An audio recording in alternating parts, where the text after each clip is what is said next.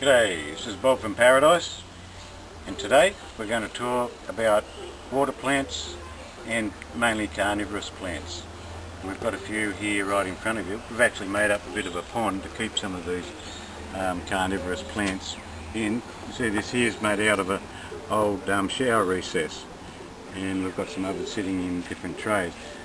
So you just need a shallow pond to sit these carnivorous plants.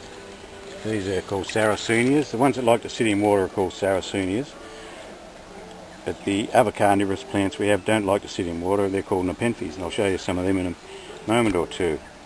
So that one there, we've got lots and lots of different hybrids of these Sarracenias, all in different shapes and forms. And we've got hundreds and hundreds, so you could get 3, and then the next time tell us which ones you've got, and we can send you a different 3.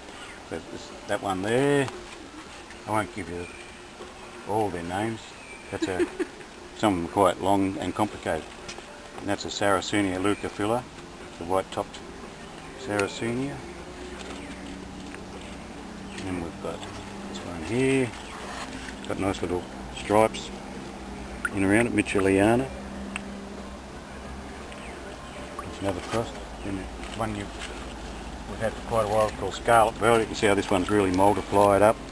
Quite big. That's what they'll do. You can divide them later on if you like. They actually get flowers. We've got one with a flower over here. Where is that one with the flower? It's disappeared on us. We'll find it. We'll find it. Here it is. Oh yeah. This is another one. See the weird little flower. Some have flowers on tall stalks and they're quite colourful. You can see the flower there.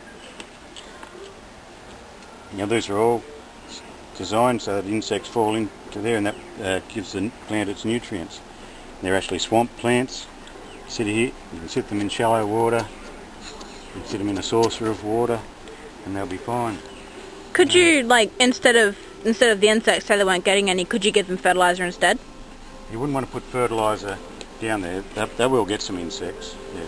But you wouldn't put fertiliser down there. Let me just say, you can put fertiliser in there, but you should give them fertiliser like Osmocote, something like that in there.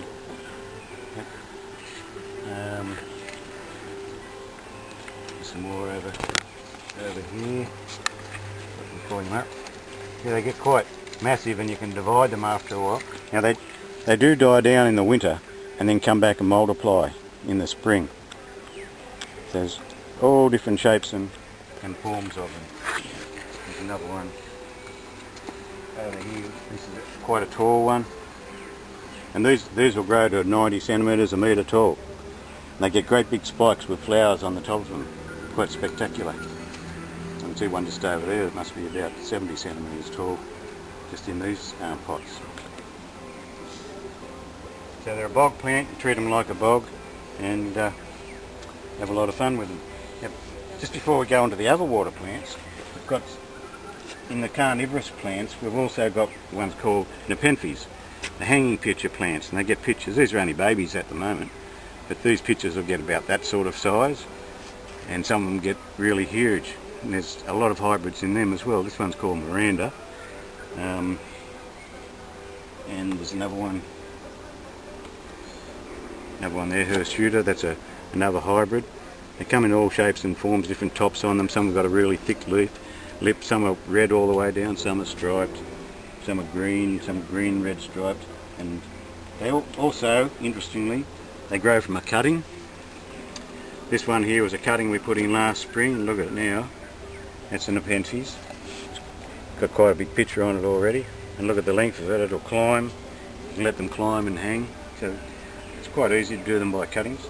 You just take, I do a 2-segment cutting, cut it there, cut it at the top there, and just put that into the mix, into a light mix, and they'll take quite readily. Keep it under shelter, not out in the rain. We'll just put that one down there. Now we've got a couple of other water plants.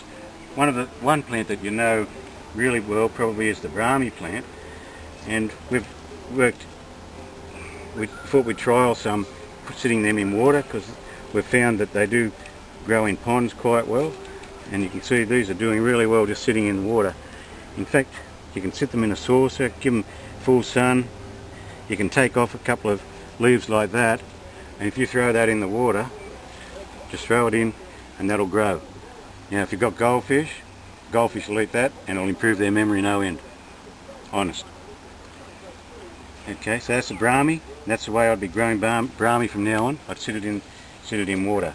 This is a native water plant, fringe water, but you can sit it in water, you can sit it in a pond. Looks a bit like papyrus. It's called Cyperus alternifolius. And then we've got another grass plant over here, which we'll be doing pretty soon. We'll let you know about that one. This is an interesting one over sitting in the water here. You can actually sit this one right underwater. Goldfish will eat that. It's a good goldfish plant and it'll live underwater. And that's it's a colorata. I'm just trying to remember the genus name. That'll come to me in a minute. So that's also an interesting plant that can actually sit right under the water. You can sit it in the goldfish pond. I think that's just about covered. Oh, here we've got a black colocasia that we're multiplying up. It's an Escalenta Black Magic. They sit in water as well, but we haven't got enough of those ready at the moment. So remember that you can really do it. That's what that spells. You can do it, and you can have a really interesting garden if you just keep looking at all the different plants available. Just remember that our website's www.paraplants.com, and we'll see you next time. Thank you. Bye.